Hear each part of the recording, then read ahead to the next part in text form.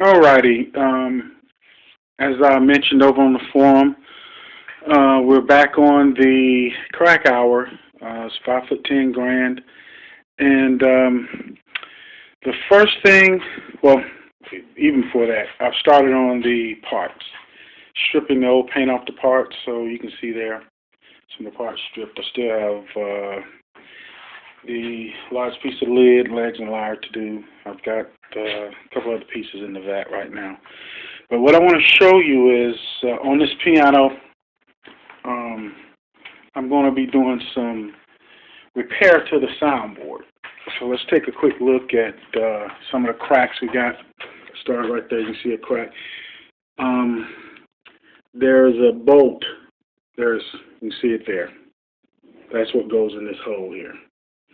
And that was removed by the piano tech that we're working with on this piano.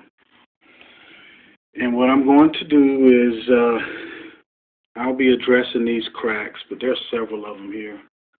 You can see here along the soundboard. And this is with a phone. I'm using an Android phone for this. I'm not using a video camera. I may take out the video camera tomorrow and kind of walk through. I'll have someone else holding the camera, and I'll walk through what I do when I repair cracks in the board. I also on my forum, pianos.proboards.com, I have an article. It was done by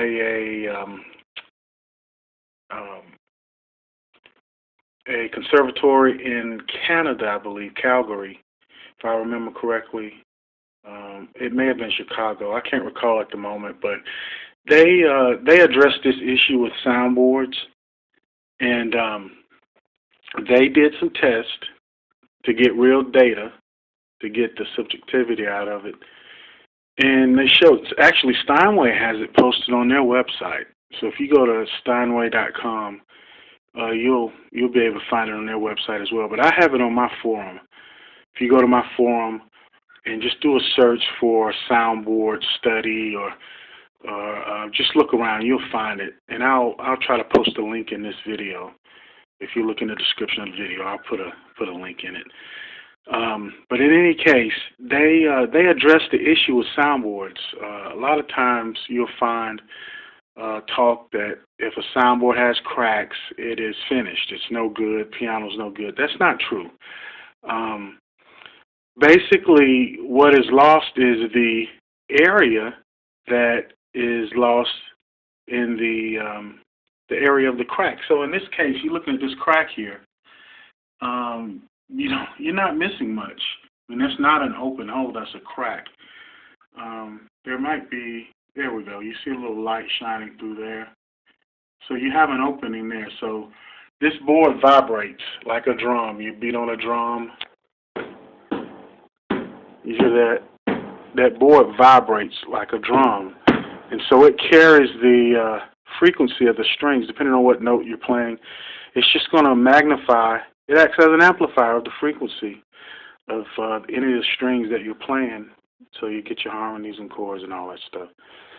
But what'll happen is if you have a crack, they put large openings in the board to prove that if the board has areas where there is nothing there, large openings, that it does not affect the tone. It's negligible, because really the only thing that's going to affect the ability for this piano to produce amplify the sound is the amount of area that is there that will actually vibrate.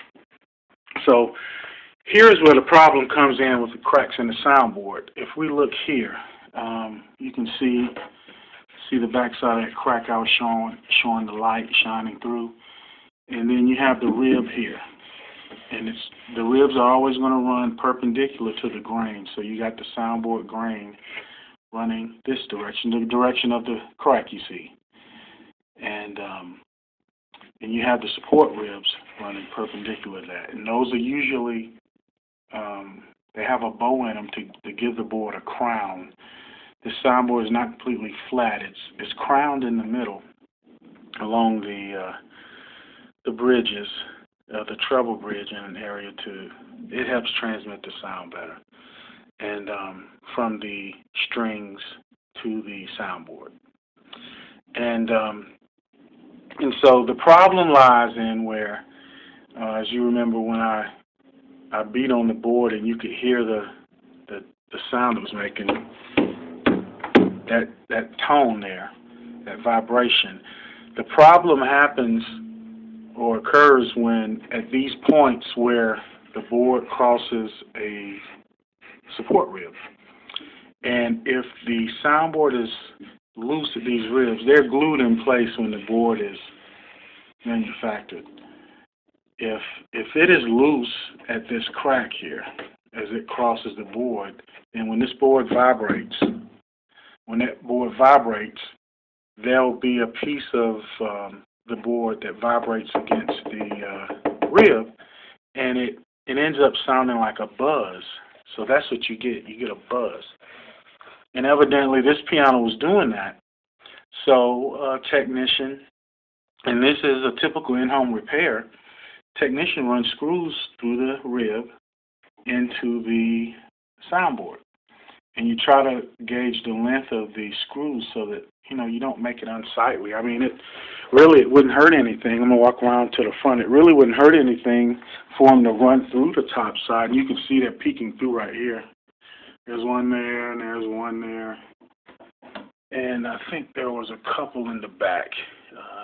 It may be under this piece here, the bass bridge. But in any case, it's just aesthetics. There's another one peeking out right there. It's more aesthetics than anything, but you try not to run them all the way through. And sometimes you'll see what's called soundboard buttons, and they'll just be installed on the top.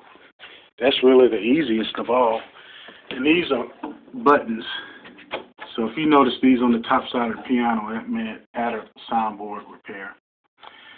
And these are used on this piano to hold the treble bridge in place. So let me show you the treble bridge. This is the treble bridge here.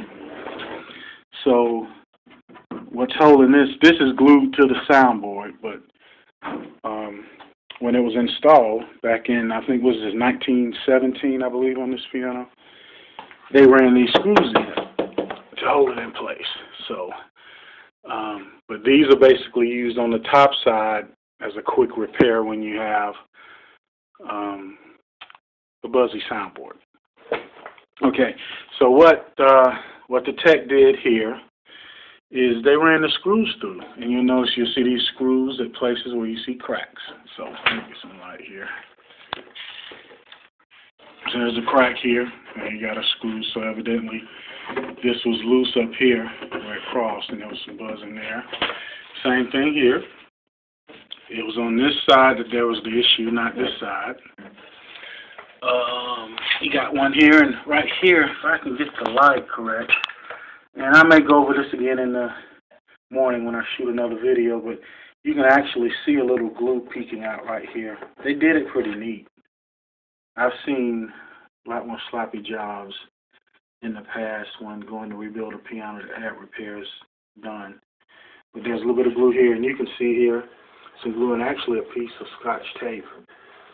And that was likely used to help locate where the problem is. It helps show it up. Sometimes it's hard. The piano's sitting on its legs in the home. It's hard to find that stuff. So you need to do a few things to try to locate where you had issues, and that tape will usually do that. So there's some glue here. There's a screw. There's another screw. And I don't see any here. And there is one there. You can see that. I am here. And there's one there. So what I'm going to do is the next video you see, I'll go through what my procedure is. And I may, using the Android phone, I may tonight dry this board out some more. And this is really an old school repair, something that was taught by my father and some other rebuilders that they use to get the moisture content of the board on down, and really it helps expose any more cracks that may want to try to peek their way out before this board is refinished. So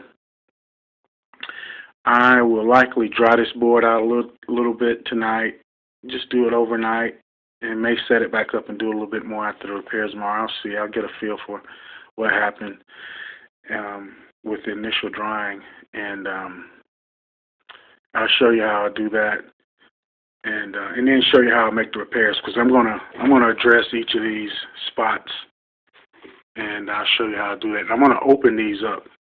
I'm gonna open these up more and then fill them with something. Each of these cracks, get them open as much as I can before the repair, so it's unlikely they'll open back up again. So,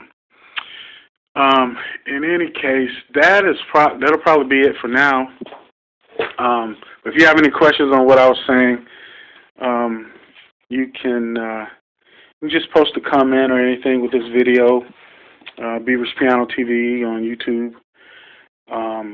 Also at pianos.proboards.com, and also at twitter.com. If you have a Twitter account, just send me a tweet at Beaver's Piano, and I'll chat it up with you.